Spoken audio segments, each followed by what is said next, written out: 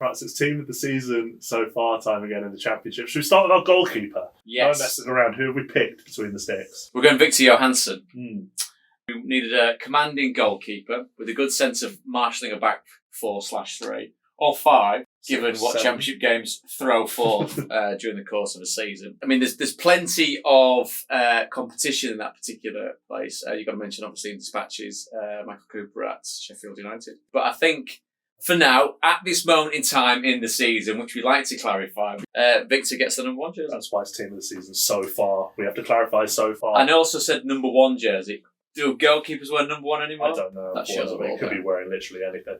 Let's move on Which to is a shocking.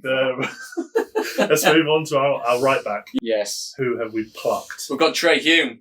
Now, lots of discussion about his team, Sunderland, in the round about whether they can stay the course. My word, they're doing a very, very good job of that. He's been a kind of very familiar presence and a familiar player that you can hang your hats on for at least a 6 or a 7 or 8 out of 10 every week. He was also in the team the last time we did this, and he's kept his place. Yes. Our centre-backs haven't kept their place. We can talk about these two at the same time, because it'd be remiss not to.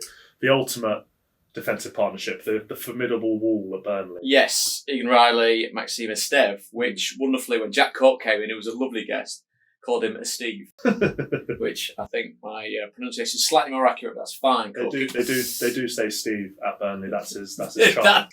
And the great thing is, given what I know from English football, that will be his nickname. Just the fact that they're breaking records, watertight, as you say. Right now, Egan and Max absolutely doing their jobs with bells on. Helped out a lot by James Trafford and his penalty saving heroics Yes. as well. I hope his hamstring's okay. And his laces are tied. I mean, that's maybe get Velcro boots. Moving on to our left back. This pick caused a lot of contention last time between this person and the person, Dennis Serkin, Yes. who we could have picked, but We I could. think this time this lad has very much nailed down this spot as the best left back in the league at the moment as we speak right now. He's scoring goals. He is answering any form of critics that potentially said, could he do it moving up? Yes, absolutely, there with bells on. It's the hard work that gets you there. It's the even harder work to make sure you stay there, and he's done that. So he's been consistency, goals, performances. Then absolutely Harrison Burrows deserves his place. That is our back four. Now we move on to our midfield. We're playing a 4-2-3-1. Of course we So are. let's go with our two number 6s, number 6/number 8. Yeah. Central midfielders, whatever you want to call them. Yes. Our Leeds man. Ayo Tanaka covers every blade of grass. Very good at receiving balls in tight areas. Good with his distribution. Basically everything I wasn't as a midfielder he can do, which is damned with the faintest of praise. But he, answered the call. Got a place in the side. Stuck to the place in the side. And a big part of why Leeds, and potentially what you would class as their first choice 11 at the start of the season, managed to motor on and maintain the pace at the top. And alongside him, the best Bellingham we've seen in the Championship in the last 3 or 4 years. Well played. Yeah, Job is doing wonderful things. Very much, obviously, on his own merits. He's quite keen to stress that. And absolutely, he's done wonderfully well for Sunderland. Matured with what we've seen under Regis Lebris, and matured in the sense of how his performances on the pitch dictate the play for Sunderland. He's a big physical specimen, and his movement, it's uncanny the way he gets around the pitch. But again, someone who knows exactly where the back of the net is, and is attracting attention from around Europe, if rumours are to believe. We'll enjoy him while we can. We'll also Correct. enjoy our number 10 while we can. Our Middlesbrough creative force. Yes. Not our always Middlesbrough's creative force. It's not ours. It's not ours. No. because we wouldn't be able to finish anything that he created. No.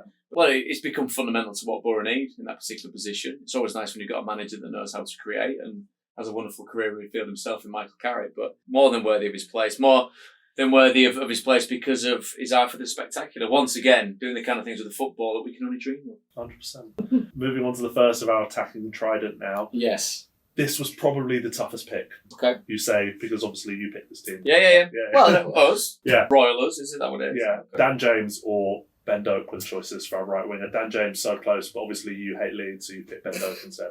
Yeah, I mean, disclaimer, no. The attacking options that Leeds have got is pretty frightening, and it shows a real strength in depth, which, if you are pessimistic, realistic, and you don't follow Leeds, you're saying, well, they should be promoted because of the strength and depth that they've got. But We're talking about Ben Doak. this is the clarification that I'm going for, which therefore means that picking Ben Doak shows how well we think he's doing. Yeah. Wonderful ball carrier. I know for a fact the powers that be at Liverpool have got extremely high hopes for this player. He's got something ridiculous, like the most entries into the box or the final third with the ball at his feet which again causes chaos, creates assists. We do love an entry into the box. Speaking of which, our You've thrown yourself. Our left winger Yes. feels like he hasn't done anything in a while, but he's still the top scorer in the That's because he got ahead of the curve. Yeah, he got ahead of the curve, but he's had a bit of a barren spell. Yeah. Now he's suspended as we speak, but in general, he's still the top scorer in the Championship. Our justification for having him in. I mean, he's still the top scorer in the Championship. Based on what we've seen this season, so far been the best player in the Championship this season.